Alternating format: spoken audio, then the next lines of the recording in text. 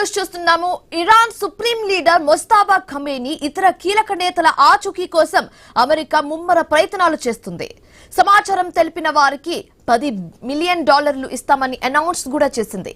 Senior నేత Ali Larijani, intelligence మంత్రి ఇస్మాయిల్ ఖతీబ్, అలీ అస్టర్ తలల్కు ఒక రివార్డ్ కూడా ప్రకటించింది. వీరందరూ IRGC-తో అనుసంధానించబడిన నెట్వర్క్ ను నిర్వహిస్తున్నారని America ఆరోపిస్తుంది.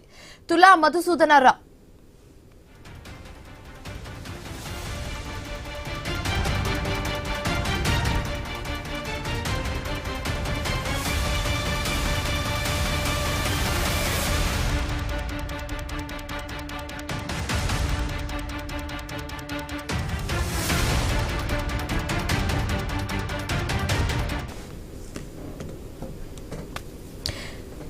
Iran supreme leader ముస్తాబా Khamenei ఇతర కీలక నేతల ఆచూకీ కోసం అమెరికా ముమ్మర ప్రయత్నాలు చేస్తుంది.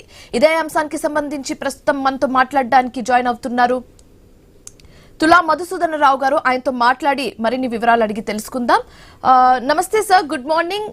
సో మనం నిన్నటి నుంచి కూడా స్టార్టింగ్ ఒక 2-3 డేస్ నుంచి కూడా ఒక న్యూస్ అయితే వింటున్నాము. ఇరాన్ సుప్రీం లీడర్ ముస్తాబా ఖమేనీ అసలు కనిపించట్లేదు, దాడిలో ఆయన గాయపడినట్లుగా తెలుస్తుంది, కోమాలో వెళ్ళినట్లుగా మనం కొన్ని న్యూస్ కూడా వింటున్నాము. ఇది నిజమేనా అన్న ఒక సందేహం కూడా ఉంది. And at the same time కీలక నేతలు ఎవరు కూడా కనిపించట్లేదు అనేసి US ప్రకటించింది. సో వాళ్ళ నెత్తి మీద రివార్డ్ కూడా ప్రకటించడం జరిగింది. సో దీన్ని ఎలా చూడొచ్చు అంటారు పొలిటికల్లీ? గుడ్ మార్నింగ్ అండి. రోజు మాట్లాడినట్టుగానే నిన్నటి వరకు ట్రంప్ ఏమన్నారంటే యుద్ధాన్ని విరమించుకుంటా, ఇక అయిపోయింది, నేను ఆపుకుంటా అనే మాటలు మాట్లాడారు. అయితే ట్రంప్ మాట ఎవరు కూడా విశ్వసించారని అనుకుంటుంటారు మనం ఎప్పటికీ. అట్లనే ఇప్పుడు నిన్నటి వరకు మాట్లాడినటువంటి ఆయన అమెరికన్ ప్రెసిడెంట్ మళ్ళీ రాత్రి పెద్ద ఎత్తున దాడులు కూడా చేయడం అనేది జరిగింది. ఇప్పుడు ముస్తాబా ఖమేనీ చచ్చిపోయిందా ఉన్నాడా అనే దాని మీద ఇప్పుడు క్వశ్చన్ మార్క్ పడ్డది. దానికి $10 మిలియన్ ఇస్తామని అనౌన్స్ కూడా చేసింది వాళ్ళ అమెరికా. $10 మిలియన్ ఇస్తామని చెప్పి అమెరికా అనౌన్స్ చేసింది. ఖమేనీ చనిపోయిందని ఒక స్టేట్మెంట్ ఇస్తాను, ఖమేనీ బ్రతికే ఉన్నాడని వాళ్ళ ట్రంప్ కూడా మాట్లాడడం అనేది జరిగింది. వారే కాకుండా IRGC-ని నడిపిస్తున్నటువంటి వాళ్ళు అలీ లారిజానీ, ఇంటెలిజెన్స్ మంత్రి ఇస్మాయిల్ ఖలీద్, అలాగే హెజాబీ, ఈ వాళ్ళకు కూడా తలలకు వెలగట్టింది. ఒక్కొక్కరి మీద కోట్ల అంటే $10 మిలియన్ ఇస్తామని అనౌన్స్ అనేది చేయడం జరిగింది. అట్లనే ఇరాన్ అగ్రనేతల కోసం కూడా అమెరికా ఈ విధంగా $10 మిలియన్ అంటే ఆచూకీ కోసం, అంటే అమెరికా ఇంటెలిజెన్స్ కూడా వాళ్ళు ఎక్కడున్నారనే తెలియనటువంటి పరిస్థితుల్లో ఇవాళ ఇరాన్ వాళ్ళ నాయకత్వాన్ని దాచుకోవడం జరుగుతుంది. అక్కడ ఏం జరుగుతుందనేది కూడా అమెరికాకు తెలియకుండా పోతున్నది అనేది మనకు ఇక్కడ అర్థమవుతా ఉన్నది. కాబట్టి వాళ్ళు బ్రతికున్నారా చనిపోయినరా అనేది డిక్లేర్ చేయడానికి అమెరికాకు సాధ్యమైతే లేదు. గతంలో జరిగినటువంటి సంఘటనలో అమెరికా డిక్లేర్ చేస్తుంటే, అంతకుముందు బిన్ లాడెన్ చనిపోయినప్పుడు బిన్ లాడెన్ చనిపోయిండు, బాంబు బ్లాస్టింగ్ చనిపోయిండు అని డిక్లేర్ చేసింది. కానీ ఇప్పుడు పెద్ద ఎత్తున బాంబు దాడులు, క్షిపణి దాడులు చేసిన సందర్భంలో ఆయన చనిపోయిండు అని ఒక డిక్లేర్ చేస్తూనే మళ్ళీ అనుమానాన్ని వ్యక్తం చేస్తుంది వాళ్ళ అమెరికా. కాబట్టి అమెరికా వాళ్లకు ఇంటెలిజెన్స్ కి సాధ్యం కానటువంటి విషయాన్ని అక్కడి ప్రజలతో, స్థానికంగా ఉన్నటువంటి ప్రజలతోటే కోవట్లుగా వాళ్ళని తయారు చేసి ఈ $10 మిలియన్ అనౌన్స్మెంట్ ఏదైతే చేయడం ఉన్నదో, తద్వారా అతను పోయిండా ఉన్నాడా, ఈ యొక్క ఇంటెలిజెన్స్ నెట్వర్క్ IRGC వీళ్ళు ఎవరైతే ఉన్నారో IRGC వాళ్ళు చాలా డేంజరస్, అంటే చాలా దేశభక్తులు వీళ్ళు. ఆ దేశం కోసం ఏమైనా చేస్తారు. ఈ ఆత్మాహుతి దళ బాంబర్స్ వాళ్ళు. కాబట్టి వీళ్ళని నడిపిస్తున్నటువంటి అలీ లాజిరాని, అదేవిధంగా మంత్రి ఇస్మాయిల్ ఖతీబ్ను కూడా వాళ్ళు ఎక్కడున్నారు, వాళ్ళని ఈ ముగ్గురిని ఖమేనీ ఒకవేళ బ్రతికుంటే ఆయన కూడా మళ్ళీ వాళ్ళని టార్గెట్ చేస్తే అక్కడ లీడర్షిప్ ఖతమైపోతుంది. తద్వారా ఇరాన్ ని మేము చేతబట్టొచ్చు, చేతిలోకి తీసుకోవచ్చు, దాని మీద పెత్తనం చెలాయించవచ్చు అనే ఆలోచనలో వాళ్ళ అమెరికా ఉన్నది. కాబట్టి అక్కడికక్కడనే ఈ తలలకు వెలగట్టి వాళ్ళని దొరకబెట్టే ప్రయత్నం అమెరికా చేస్తూ ఉన్నది. అంటే దీన్ని బట్టి ఏంటంటే అమెరికా నిన్న చెప్పినట్టుగా నేను యుద్ధం విరమించుకుంటాను అన్నటువంటి మాటలు ఏవైతున్నాయో అది తప్పు.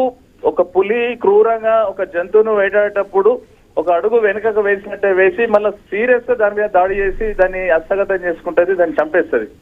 అట్లనే ఈ యుద్ధంలో ప్రపంచ దేశాలని, ఇరాన్ ని కూడా అయోమయానికి గురి చేసి వాళ్ళ మీద దాడులు చేయాలనే ఆలోచనలో వాళ్ళ అమెరికా ఉన్నది. అయినప్పటికీ ఇరాన్ సంబంధించినటువంటి లీడర్షిప్ ఏదైతుందో వాళ్ళు ఎక్కడ కూడా సరెండర్ అవ్వట్లేదు, వాళ్ళు ఎక్కడ కూడా లొంగిపోవడం లేదు.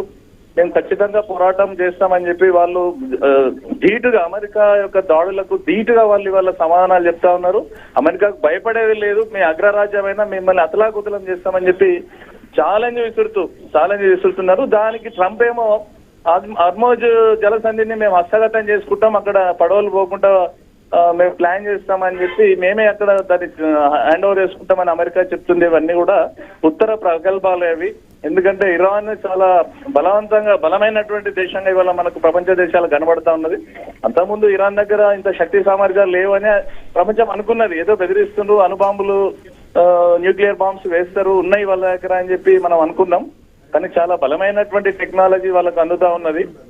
కాబట్టి అమెరికా ఇరాన్ ని తట్టుకోవడం కష్ట సాధ్యమైంది. కాబట్టి ఆ దేశంలోనే ఒక కోర్టులను పెట్టి ఈ $10 లక్షల ఎరవేసి డబ్బుల కోసం అమ్ముడు పోయి అక్కడ ఇరాన్ ప్రజలు వాళ్ళ ఆచూకీ చెప్తారేమో అని చెప్పి ఆలోచనలో ఇవాళ అమెరికా అనేది ప్రయత్నం చేస్తా ఉన్నది. మరి దీనికి మరి అక్కడ ఉన్నటువంటి కోర్టులు దీనికి మరి ఈ $10 లక్షల తీసుకొని చెప్తారా, సమాచారం ఇస్తారా అనేది మనం ఏం చేయాలి. కానీ ఇక్కడ ట్రంప్ ఇచ్చే $10 లక్షల ఇస్తామనేది కూడా ఎవరు నమ్మరు ప్రపంచంలో. దాన్ని కూడా ఎగొట్టేటువంటి బాపతి. కాబట్టి ఈయనకు సమాచారం అట్ల నుంచి అయితే రాదు. ఏది ఏమైనా ఇరాన్ కు అమెరికా జరిగేటువంటి యుద్ధము ఇప్పుడు ప్రస్తుత పరిస్థితుల్లో ఆగే పరిస్థితి కనబడతలేదు. ఇది ఇంకెక్కడికో చాలా దూరం పోయేటువంటి ప్రమాదం ఉన్నది. ఇది 3వ ప్రపంచ యుద్ధానికి దారి తీస్తేమో. ఈ విధంగా చమురు ఉత్పత్తులు ఆపివేయడం, అదే విధంగా ఇప్పుడు మనకు గ్యాస్ చాలా ఇబ్బందికరంగా మారింది, మనకు LPG గ్యాస్ రావడం అనేది. Right, thank you so much Madhusudan garu, thank you so much for joining us. So full stop పడుతుంది.